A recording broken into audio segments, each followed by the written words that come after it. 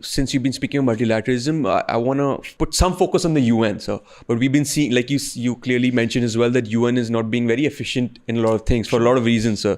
That they're not relevant in today's time and all the crisis that is happening around the world. Their representation is unfair as well. There's inconsistency in their thought process, and ineffective as well. But what do you think needs to change in the system of the United Nations in order to be more effective and more catering to everyone? I think that's a difficult question to answer. Definitely from 2004, which is 20 years now, countries have been seriously debating of reforming UN Security Council.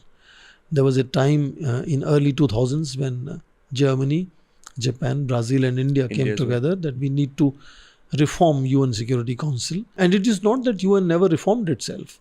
From the formation in 1945 till 61-62, United Nations membership had doubled from 50 to 110. It obviously expanded UN Security Council from 10 to 15, expanded Economic and Social Councils from 18 to 28 members, likewise many things. But it appears that now there has been enormous reluctance to think of reforming UN Security Council or UN other agencies. And that to me makes it ineffective. But problem is that there is no other alternative that we have. So until we are able to say, okay, here is an alternative which is able to provide us peace and security and development and so on. You see, there are 15 agencies and 6 organs of United Nations. Then there are International Court of Justice, Court of Arbitration, International Criminal Court, Bretton Woods institutions. These are all post-Second World War creations. We don't have as of now any alternative to say, okay, let's junk these. So we can't junk these. These are still there, the only institutions that we have now. I think the recent thinking, at least in India, is that countries like India cannot keep waiting until opportunity comes and we get permanent seat with a veto in UN Security Council. So we now look at this in a much more different fashion. That I often say, onus today lies on UN Security Council, not on India. India, in any case, is becoming far more welcome, far more acceptable around the world. Mm-hmm.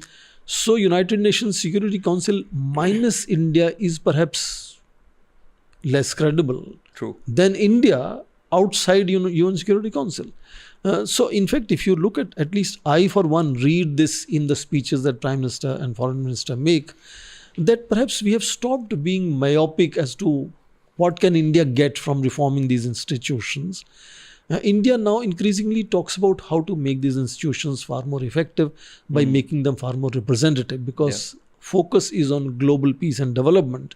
And India's on peace and development is increasingly getting kind of more closely intertwined and entangled into how global trends are, and they will determine what India's on trends will be.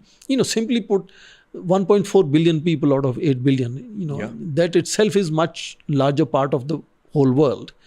So if the world is able to take care of all of us, then large part of it will benefit India. True. Or reverse argument, if India is able to take care of its own citizens, large part of the world is already taken care of. So I think the articulations lately are how to make these existing institutions possibly far more representative and effective. How to do that, there is no easy answer as of now. And therefore, partly what is happening so far is several alternative institutions are emerging. G20 is an example, which originally was G7, G8, then BRICS nations were partly brought in as observers, then it became G20. And in G20 now we have Global South, African Union, which in that sense makes it roughly about 97 countries sitting in G20 meetings. Yeah, absolutely.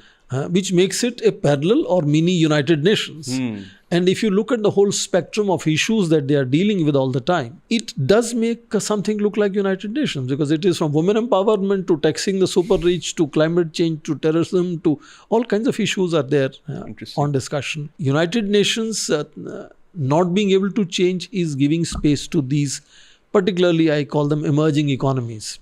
It's creating space for these countries. If they are not finding enough say in the traditional post-Second World War institutions, then there are going to be new institutions which will provide them greater say. And BRICS is another example. Today, Turkey, which is a NATO member, wants to become member of BRICS. Thailand, which is a military alliance partner of United States, along with, of course, Malaysia also, want to become part of BRICS. In fact, the latest is countries like South Korea are thinking of become part of BRICS. So obviously, large number of countries are looking at alternatives. It's not just India looking at alternatives, finding that the institutions that were created after Second World War are perhaps showing fatigue. They are looking dated.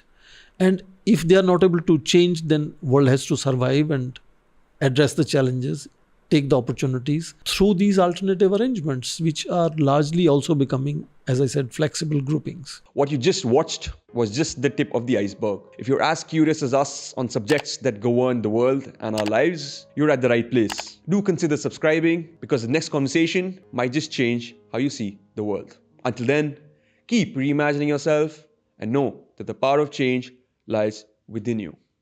Jai Hind.